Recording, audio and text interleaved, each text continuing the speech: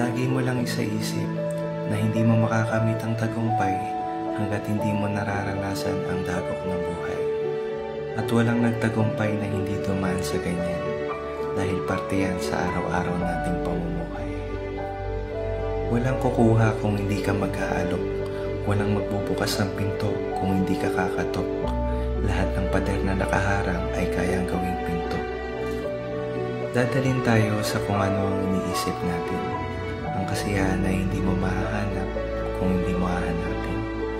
Ang hiling ay hindi mo makukuha kung hindi mo hihilingin. Tuloy lang at balang araw tayo ay titingin. Hindi natin mapagtutugma ang hinaharap para sa iyong kinabukasan.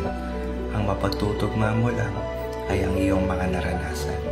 Gawin mo itong pundasyon para manatiling matatag papunta sa magandang kapalaran.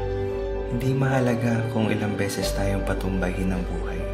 Ang mahalaga ay kung ilang beses kang bumangon para makamit ang tagumpay. Huwag kang susuko